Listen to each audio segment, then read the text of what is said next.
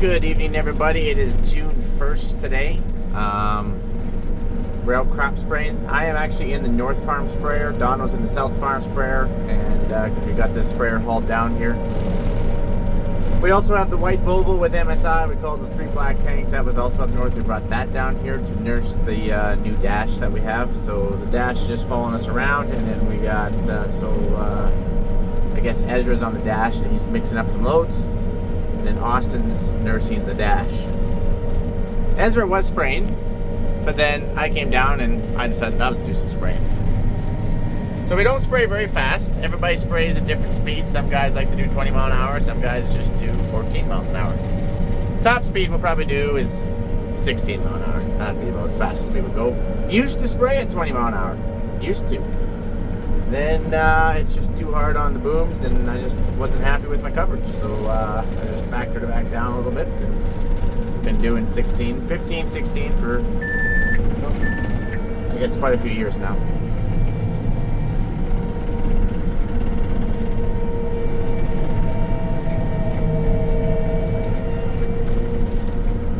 We're on that section that I was out here with that 580. And the 13 cart. Remember when I said that let's pull some hills and then we were having trouble getting up some hills? Yeah, this is the section that we're on. This is 640 acres. 640 acres is a pretty standard sized field for us around here down South Farm.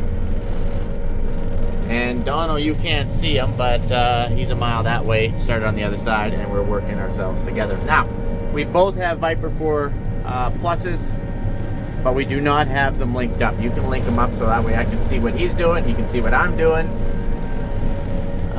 It was going to cost us, by the time we got them all linked up with our fees and activations and everything that we needed, SIM cards, it was going to cost us an additional $10,000.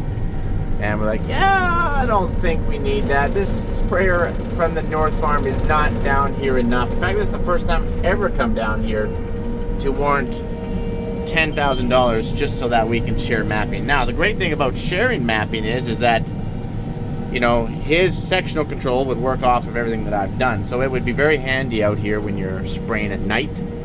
But to be honest, as long as you got good experienced operators, you don't need to have it. It is nice, but you don't need to have it. Let me turn a light on here.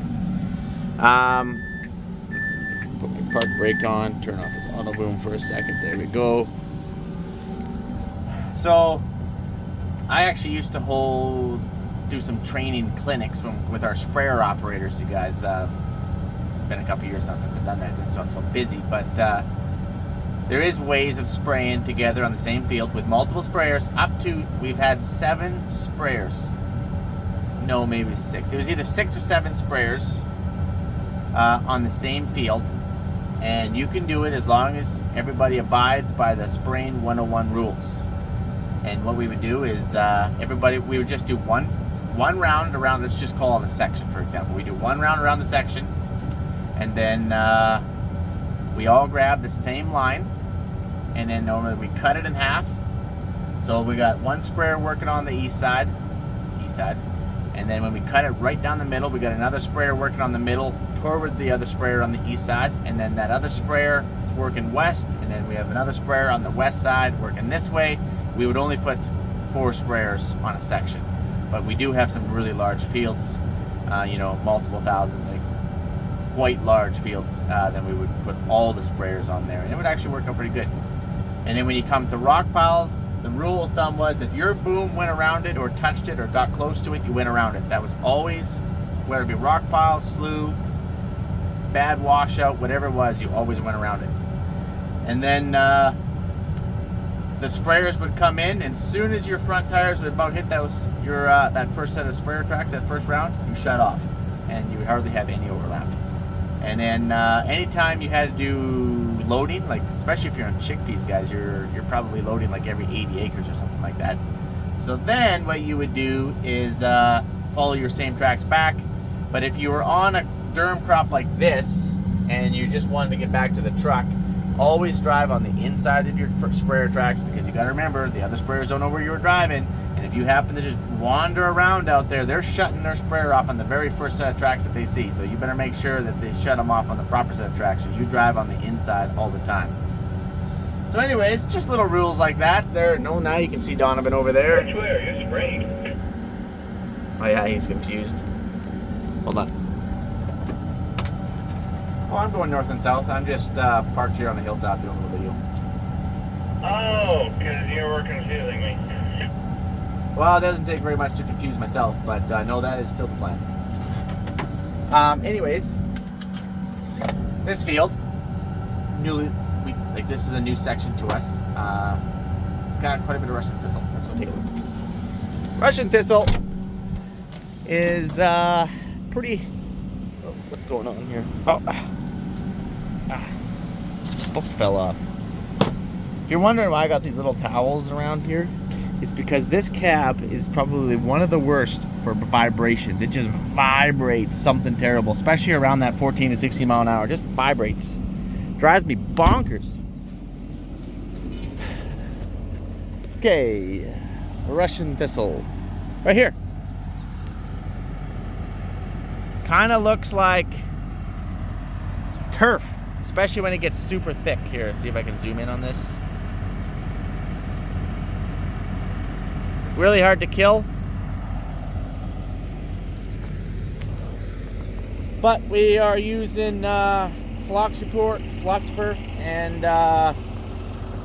6 ounces of 240 SR 700. So that's going to knock it back. And then also we're using, this is Trident, which has group 2. Can't remember the active in it. It's like Simplicity. Probably different active to you guys, but can't remember it. So this crop is right around that 5-leaf stage, which is pretty much perfect timing. 4-leaf is pretty much minimum what you need if you're going to put down all that 2,4-D. But look, just thick, you guys. It looks like you might think it's crop, but it's not. This is the crop. This is just solid Russian thistle. So we might be back in a couple weeks to put some bromoxynil and 2,4-D on it again, just to try and knock it back again. Sometimes really dirty fields, and you're trying to clean them up, it takes 2 applications of herbicide. Hit it once early, and then you hit it again just before flag.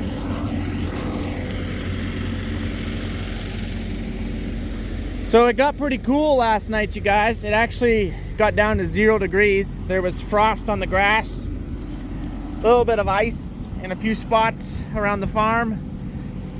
Technically, you're probably supposed to wait a day. Some argue 2, but it did get up to 26 degrees today, I believe.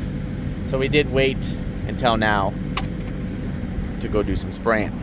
And we can't just wait multiple days, because I looked at the long-range forecast, even the short-range forecast, and it's all wind coming. Like 45, 65 kilometer winds all day long. We got a whole week of big wind and some rain showers and storms coming through, which makes it very challenging when you're trying to spray. So we're gonna go nocturnal. So we're actually gonna start spraying, probably starting tonight, all night long, and sleep during the day, spray during the night, sleep during the day, spray during the night, just due to it's going to be super windy during the afternoon. Now, it will still be windy at night. There's probably going to be like that 25, 30K wind, but we can spray at that, especially at 10 gallons. But it does make it challenging, you guys. It's a super big concern when you're out spraying crop, because this is the time where you can burn your own crop, burn your neighbor's crop, and nobody wants to do that. You want to wait till like right now. Excuse me.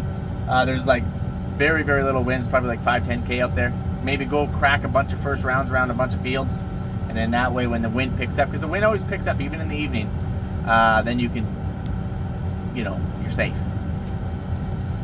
So don't worry, we're gonna get back. Ezra's at the dash. We're gonna do a load and then keep doing some spraying, I guess. I don't think we're going to go all night tonight. I think we're just going to go to 2, because everybody worked all day long anyways. So everybody, including myself, is already tired. We haven't had a break since seeding. So we've literally come out of the seeding run, you guys, and went right into crop spraying without any sort of break or a day off. And so everyone's pretty dang tired. Normally we get to take a few days off after seeding to try recharge the batteries prior to seeding. Did not happen this time.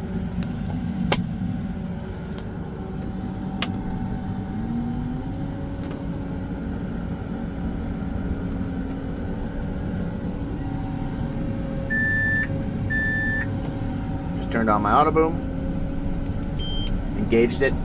Every function on this sprayer has a different sound of beep. Same with John Deere, Case, everybody, they're all the same. They all have a different sound of beep. That way you get accustomed to, if a beep happens, you know, oh, my auto steer engaged or disengaged, auto boom engaged or disengaged. Just makes things easier, you know?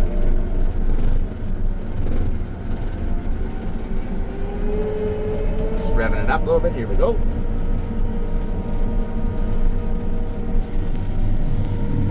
You know, the lights don't look awesome through this camera lens. They don't. They look kind of yellowish. But these are aftermarket lights that we put in this thing, and they're the best lights on the farm. So, crazy how that's how they look. We put all aftermarket lights in the hood. And aftermarket lights up top. Not light bars, but good LEDs. And yeah, interesting. Camera angles, I'm telling you. Hear that vibration? Oh, it drives me bonkers.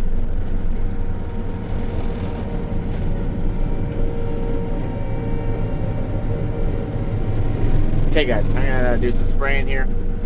I'll see you back at the dash. Alright, we just boomed up. We're just heading over there to where that yard light is. It's about a quarter mile away here. And that's where our dash is. So we're slowing down here.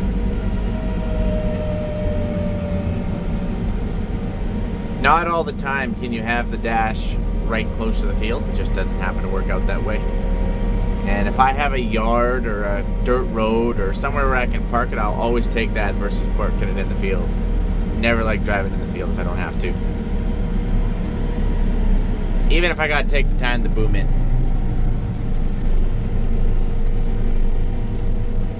Oh, wrong approach. I think it's this one right up here.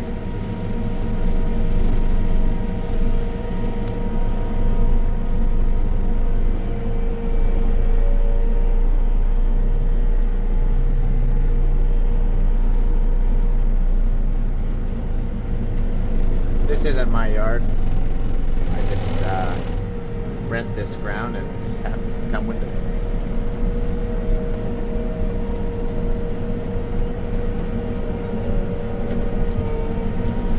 Nice and green down here.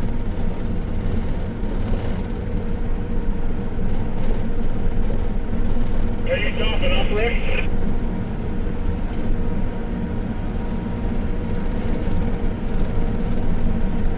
Ezra already has our load pre-mixed and ready for us. He's working on the trailer there. So all we gotta do is hook up, pump it in, turn back around and go again.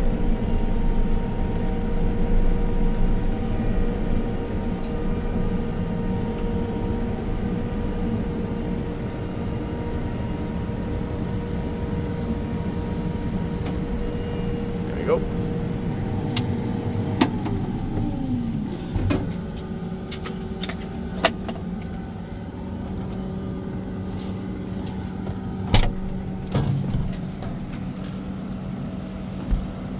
Oh, every time. I put that book down there to help the vibration.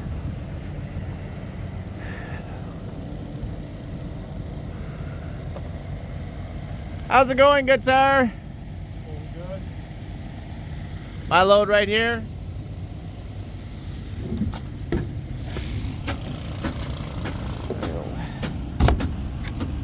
There she be. Beauty. All right. You put 4 jugs of 240 in this? Yes, sir. Awesome.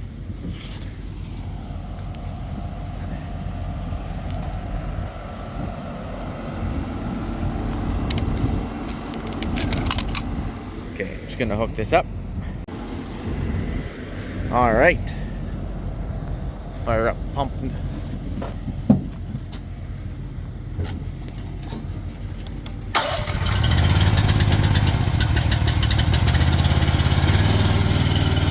here, this lever right here is your master water. There we go, we're gonna turn that on. So ramming speed here.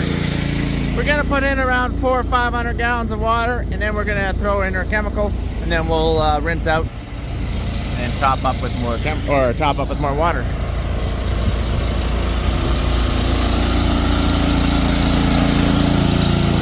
So when you pull these down, J and R, I just actually reference them by their color. Color, color, color, color. So yeah.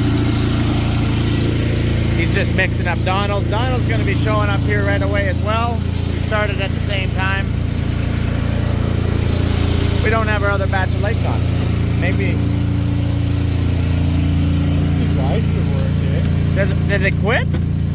They did work. They worked for like a week and then they just stopped. Oh, I'll have to dig into that. Alright, I'm going to pull it down. If you pull them halfway, it takes out the chemical. You pull them all the way, it sucks out and rinses. Also, you got your handy dandy wand. Always has fresh water.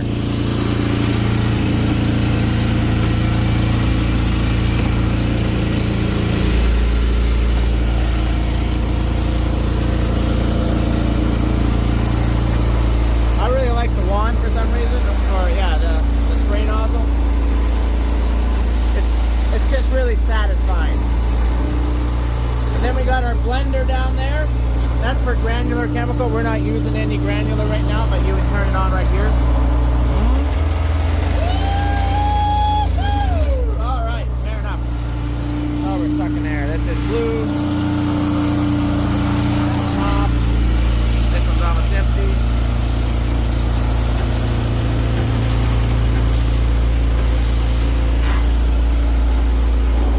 Normally I wear gloves, but it's pretty hard to wear gloves and record at the same time. There we go. Alright. So we're done sucking in the chemical. Now we're just loading up some water. So there is these foot pedals. One here. One over here. So then by pushing down this foot pedal, water comes out of here. Woo! Yeah, you get the idea. And then you can also use this. Or you just pull down all the way on those other levers and it also rinses it while it's sucking the chemical out. And these bad boys are backlit. Light. Awesome. We do have diaphragm pumps here with these extra hoses. So if we want to have some foliar or whatever we want to have totes up there, we can couple these bad boys in, turn on our pump, and it just automatically will couple it right into the top of these tanks. Right in it goes. Easy peasy. I gotta check this load. There's Donald.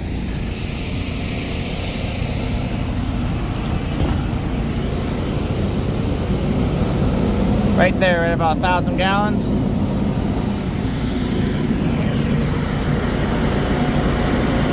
Oh yeah. I don't know why I got all these spots. What is this? What the heck is going on?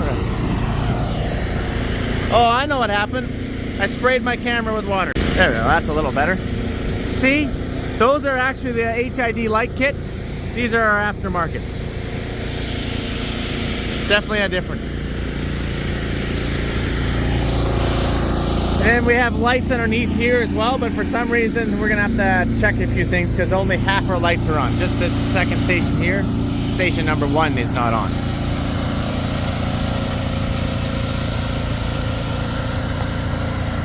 So we are loading 2 sprayers at the exact same time. We are using the same chemical though. Not all the time are we doing that. I better check this load again. We're loading here. 1,300. Okay. Woo!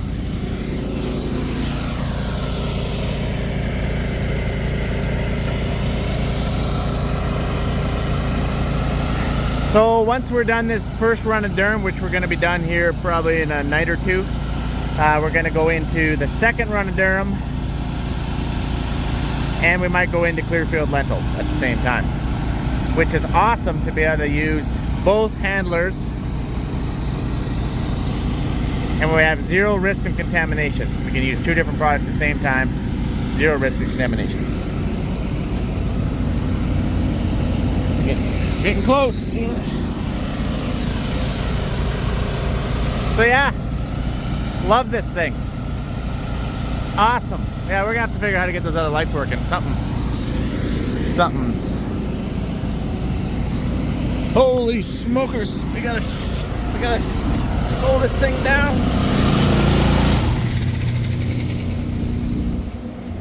Okay, I gotta let you go here. That's it. Shut the water off. Shut the pump off. We're gonna turn on our air. Oh, this here has been coming unplugged on us. We're gonna have to. Anyway, we just plug this thing in here.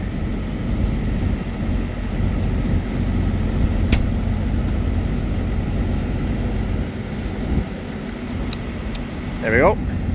Right now we're blowing out this line. Starts right back here. This air line goes right in here, blowing out this entire line into the sprayer. Just makes it nice and light to handle. What can happen is if we load the sprayer up a little bit too full, this line will actually overflow it.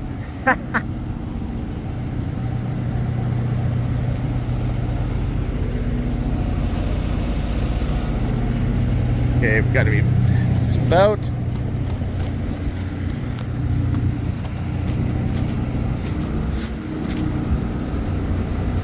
Done. And then we just shut this valve, turns off the air, and uncouple it.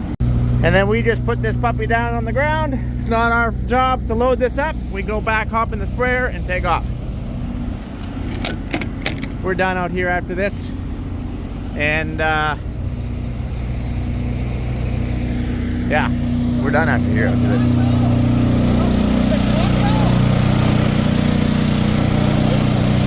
Sometimes I like to just listen and see what they're talking about. They're trying to figure out the lights. Oh man. Alright guys. What? Figure out the lights? Figure out the lights? I think the battery's dead. The battery's dead? Well, that would make sense.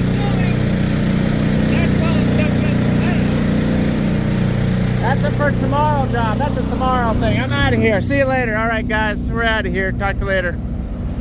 I will see you on the flipper.